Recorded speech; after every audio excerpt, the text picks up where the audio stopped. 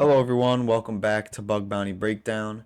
Today we are going to go over hunting environments and what type of tools or resources each hunter can use during their time searching for bugs. Just to keep in mind, each hunter will have a different environment or workspace depending on the type of research or methodology they are using to find bugs, as well as just what tools they prefer to use against others.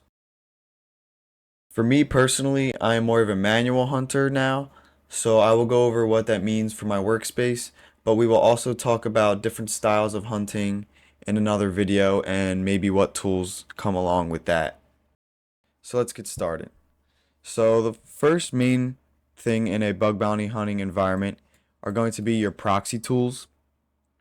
And what a proxy tool does is it intercepts the traffic from your browser and puts it through a proxy that allows us to inspect the requests that are coming from the browser. Now, the most common proxy tool that you probably have heard of is Burp Suite. A quick overview of Burp Suite's main tools: we have the dashboard, target, proxy, intruder, repeater, which are the main ones that I use. The target is where you define your scope and you have a sitemap to see all of the different endpoints in the web application you are testing.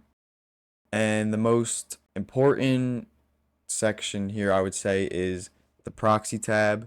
This is where you can intercept the web requests, so you could look at them one by one. But the main one that I love to use is HTTP history. And this is because I'm able to look back at each request that was made by the website and inspect each one individually in a timeline so I can see what the web application is doing. The other two, which are very important as well, are intruder and repeater. Intruder can be used for brute forcing or endpoint discovery or testing grace conditions as well. Next is repeater. This is where you can send and edit HTTP requests and repeat them to see the different response that the web servers give. Another big part of Burp Suite is their extensions. So these are currently the extensions I use. First is Turbo Intruder. Turbo Intruder allows researchers or bug bounty hunters to send HTTP requests extremely fast, and it also allows you to use Python scripts to aid with doing your research. I use Turbo Intruder a lot for race conditions because it allows me to send a large amount of requests in a short amount of time, and I'm able to customize those requests using Python. After that, we have Auth Analyzer.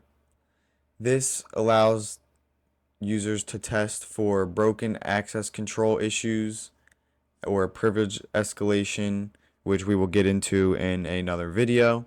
Basically, it allows you to put in multiple cookies from different sessions into each tab and then compare the requests based on that.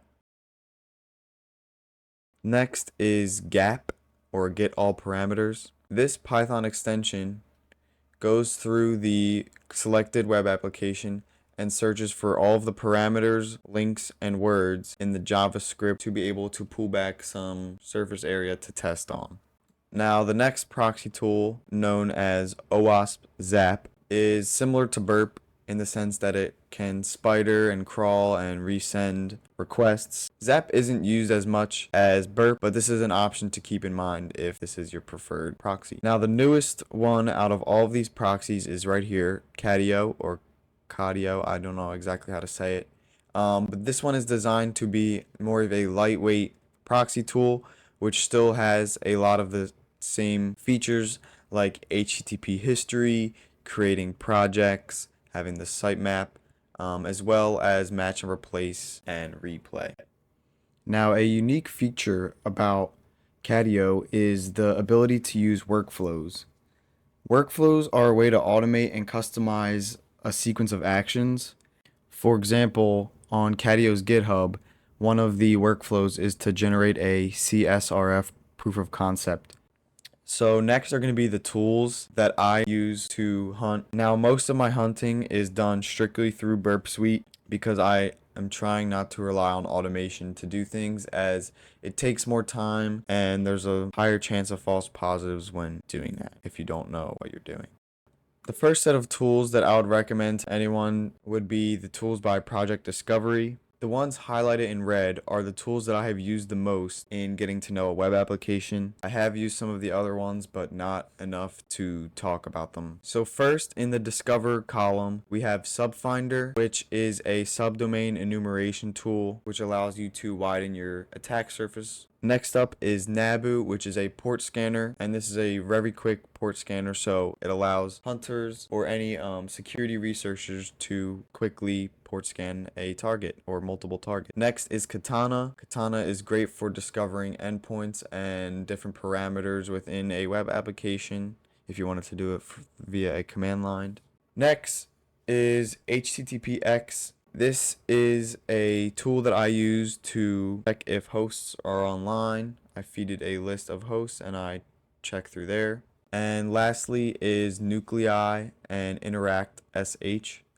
Nuclei is a very powerful template-based vulnerability scanner, which allows you to automate looking for certain CVEs or something similar. And Interact SH is a tool that allows you to receive out-of-bound requests, so this helps with testing SSRF. Next is a VPN.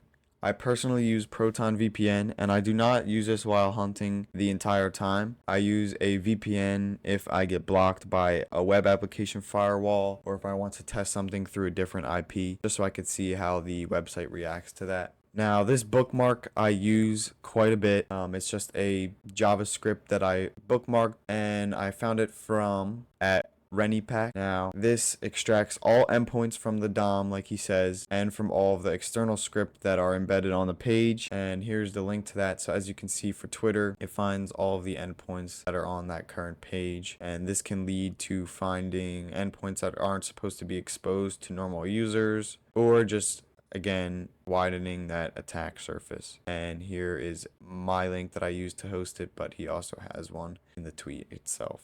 And the last tool that I use is XSS Hunter by Truffle Security. This allows me to have a blind XSS hosted, not by me, which allows me to use less resources but still be able to hunt for blind XSS. And it comes with a bunch of different payloads that call back to that server, which allows me to grab reports or see injection points from the blind XSS.